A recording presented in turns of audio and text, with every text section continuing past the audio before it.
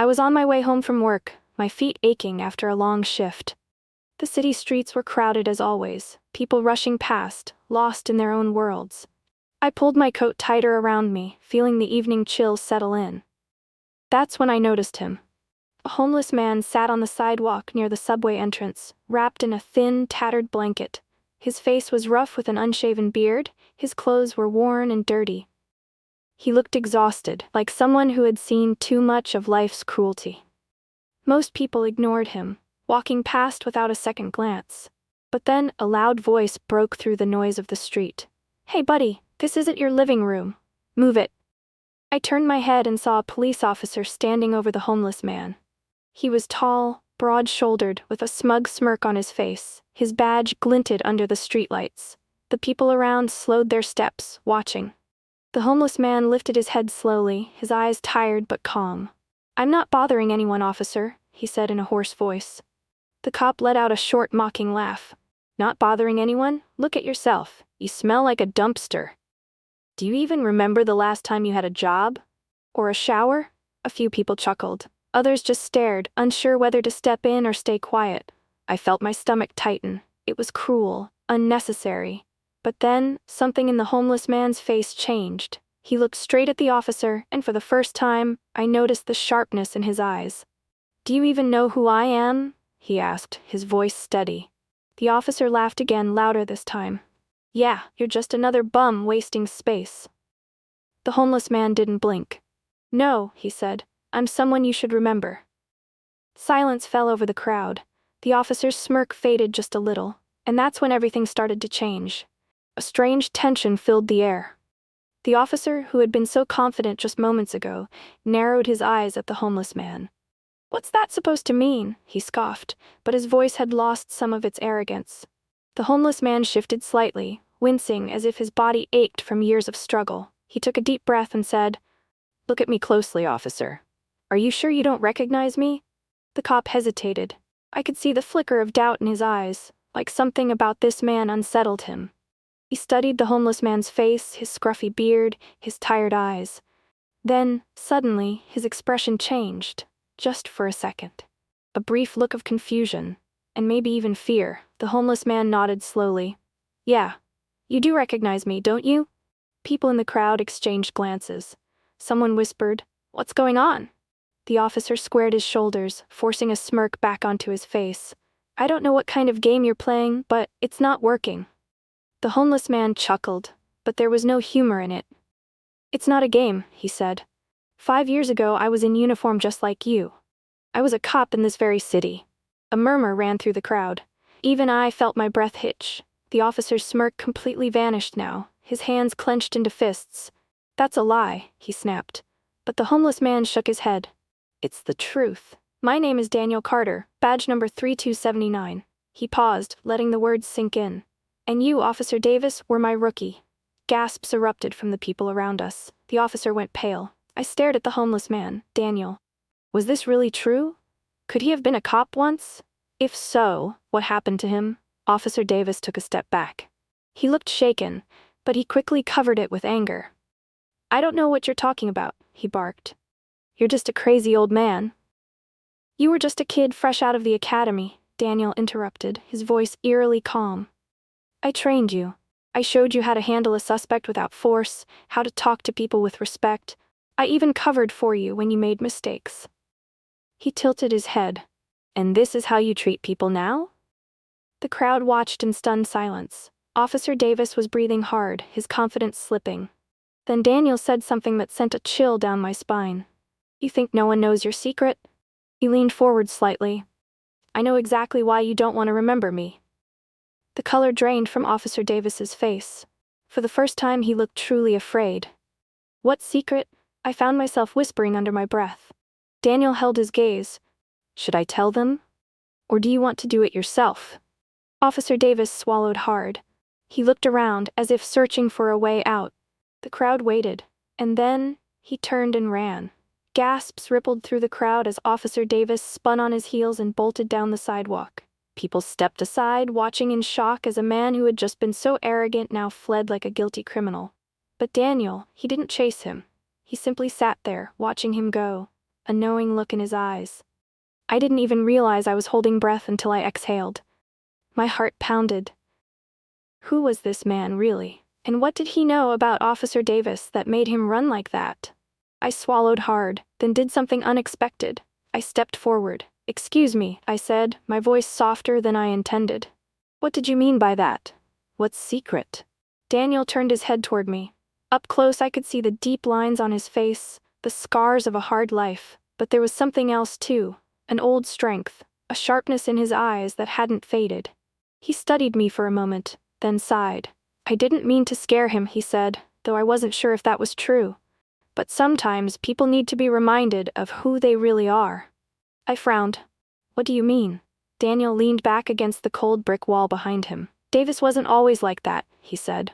"When I trained him, he was a good kid. Nervous, eager to prove himself. But he had one flaw: he hated feeling weak." He glanced down the street where Davis had disappeared.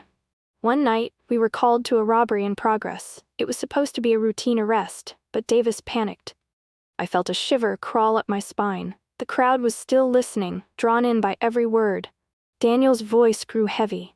There was a suspect, a young man, barely out of his teens. He was unarmed. He raised his hands to surrender, but Davis, he thought the kid was reaching for something. He fired his weapon. A sharp gasp escaped someone in the crowd. My own hands tightened into fists. Daniel's jaw clenched. The boy didn't make it. The world around me blurred for a second. I felt sick. And then, I managed to ask. Daniel's eyes darkened. There was an investigation. Davis was terrified his career would end, but there was no evidence proving the boy wasn't a threat. It was his word against a dead man's. He let out a bitter chuckle. "And the department decided to back its officer." I stared at him.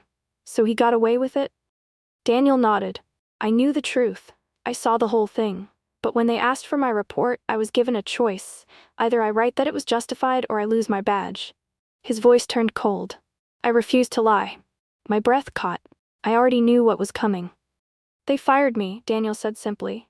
"Took away everything. My pension, my career. I became a nobody overnight. Couldn't get another job in law enforcement because of how they painted me. I lost my home, my family." He gestured around him. "And now, here I am." A heavy silence followed his words. People shifted uncomfortably. Some looked ashamed. I swallowed the lump in my throat. "And Davis?" Daniel let out a slow breath. "He got promoted." A bitter taste filled my mouth. It was unfair. It was disgusting. Then Daniel's lips curled into a sad smile. "But guilt is a funny thing. He thought he buried the past, but the past doesn't stay buried forever." He looked down the street once more. He ran because he knew I was right.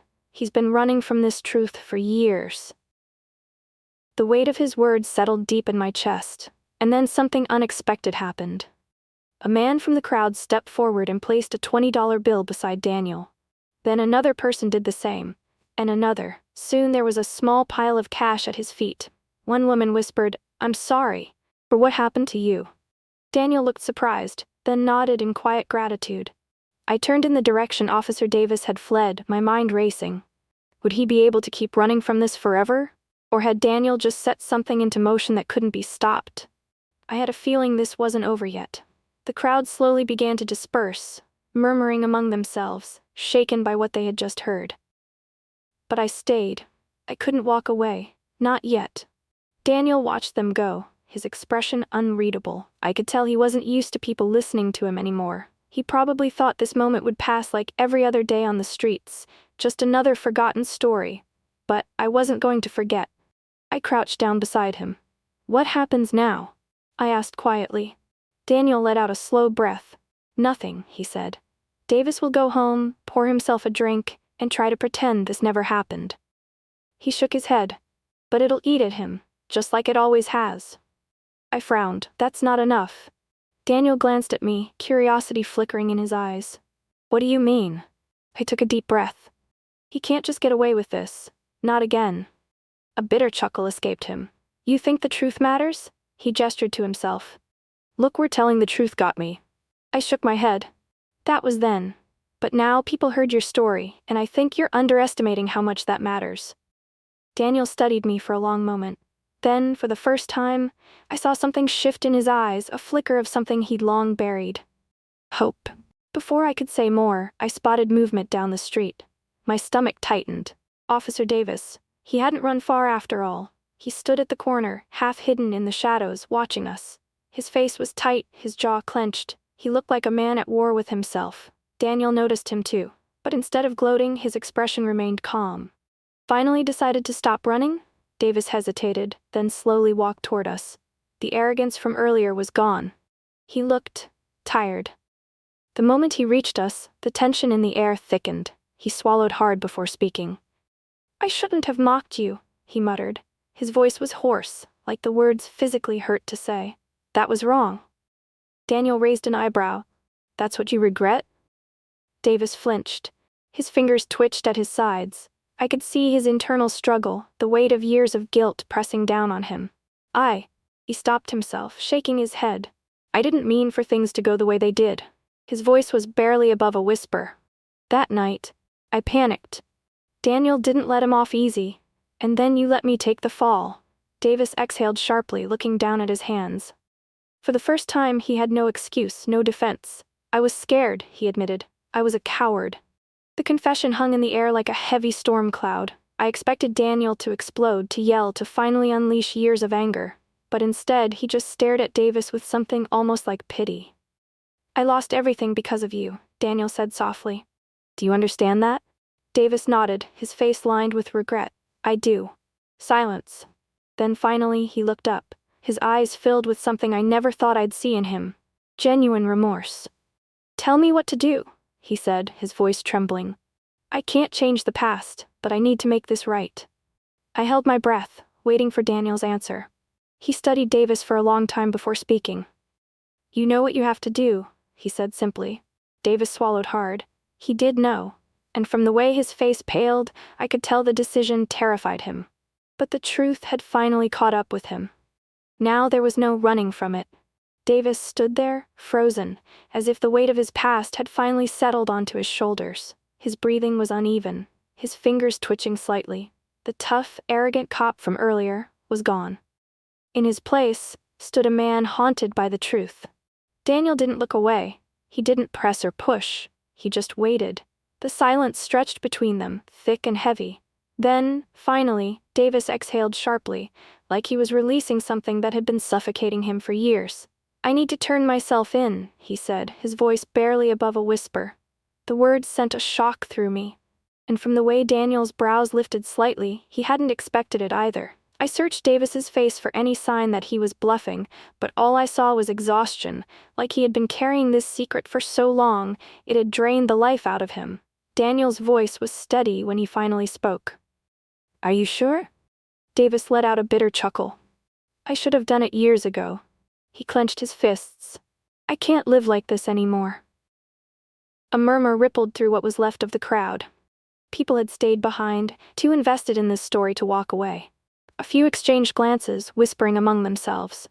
Then Davis did something I never expected. He reached for his own radio. "This is Officer Davis," he said, his voice cracking slightly. "I need to report an incident from 5 years ago." Static filled the air. Then a dispatcher's voice crackled through. "Officer Davis, please clarify." Davis hesitated for just a second before forcing the words out. "I need to confess to the wrongful shooting of an unarmed suspect." Gasps erupted around us. My own heart pounded. The dispatcher went silent for a long moment before responding. "Hold your position. Officers are en route." Davis lowered the radio and looked at Daniel. "This won't fix what happened," he admitted, "but it's a start." Daniel studied him for a long time. Then, slowly, he nodded. "Yeah," he said quietly, "it is." For the first time, I saw something shift in Daniel's face, relief. It was subtle, but it was there. And when the sound of approaching sirens echoed in the distance, Davis didn't move. He just stood there, waiting. No running, no excuses, just the truth. The wail of sirens grew louder, cutting through the night air like a warning. People stepped back, murmuring among themselves, their faces a mix of shock and anticipation. This wasn't something you saw every day. A cop turning himself in, right on the street, in front of witnesses. Davis stood still, his shoulders tense but squared. He wasn't running this time. Daniel watched him carefully, his expression unreadable. I could only imagine what was going through his mind. Years of pain, of betrayal, of struggling to survive after being cast aside. And now the man responsible for his downfall was finally facing the consequences. The first police car pulled up, its lights flashing red and blue. Two officers stepped out, one older, with graying hair, the other younger, maybe just a few years into the job. They approached with cautious expressions. "Officer Davis?" the older one asked, glancing between him and Daniel. "Dispatch said you had something to report?" Davis swallowed hard. Then, in a voice that was surprisingly steady, he said, "I'm here to confess." The officers exchanged quick looks. "Confess to what exactly?" Davis hesitated for only a second. "To a shooting," he said, "5 years ago, an unarmed suspect." He took a deep breath, his gaze flickering to Daniel, and to covering it up. The crowd gasped again. Even though we all knew what was coming, hearing him say it out loud made it real. The younger officer shifted uncomfortably, while the older one's face darkened. "Are you serious right now?" he asked, his voice low. "Yes," Davis nodded.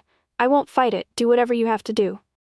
A tense silence stretched between them before the older officer finally sighed. He reached for his handcuffs.